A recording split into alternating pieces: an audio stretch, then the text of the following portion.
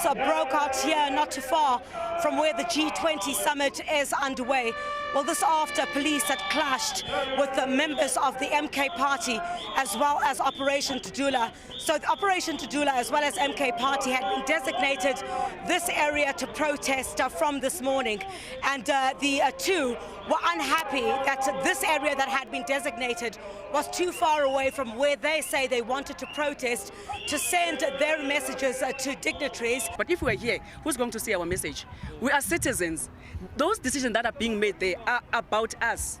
They are making these decisions about us without us. They don't even know what we want, what we're going through. So how are they going to talk about us when they don't even know what we're going through? So why are they hiding us so that the message doesn't get across? What's wrong with picketing? Section 17 of the Constitution of the Republic of South Africa allows us to protest, or should I say to picket, at least 100 meters away. So here we are placed in front of ordinary traffic of people going to Southgate Mall. It is not them we want to talk to. The people that we want to talk to is President Ramaphosa and all the dignitaries, world leaders that are attending the G20 Summit. So what SABC is doing is actually unfair, and they're depriving us of our constitutional rights. They approached police asking them to escort them a bit closer to the venue. The police had declined that. Once they started moving a bit up the road, police then formed a barricade and brought in some of the shields and pushed them from the area which they were trying to move towards. Well, that's when the chaos broke out. Stun grenades had also been dispensed. Several people were injured, and also a number of people have been arrested as well. We have opened a case against Dudula. The charges that they're facing: firstly, public violence. The second one, assaulting of a police officer and contravention of the court order. You'll recall that they were handed down a court order not to intimidate and harass foreign nationals. So by their actions in trying to block the Nasrec and Baragwanath Road, we see it as an attempt to intimidate and harass foreign nationals. So the third charge there is contravention of their court order. We have arrested 2 individuals, Dudula members,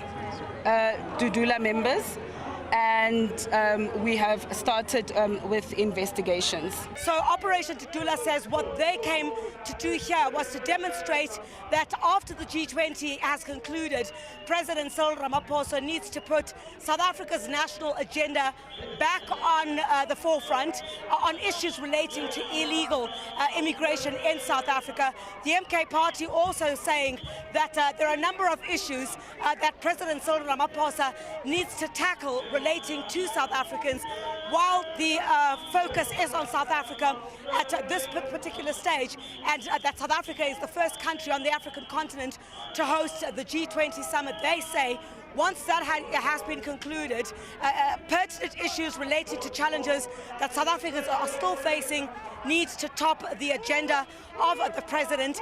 And at this particular point, there are still quite a number of police nyalas that are still parked here, hoping to quell the violence. A little bit later on in the afternoon, things seem to have simmered down.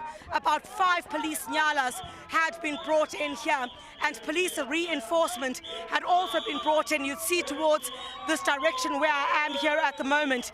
The police are still standing with these shields, hoping that while this protest continues, there won't be any clashes like what we saw a little bit earlier on. But essentially, what these protesters say they wanted to do was to ensure that their message gets to at least to the area where the dignitaries who are in attendance at the G20 Summit will be passing by. But police were having none of it. They indicated that this was the area that was designated for everyone to protest, and that's certainly what led to the clashes a little bit earlier on this afternoon. Griselda Lewis, SABC News, reporting live from near the G20 Summit.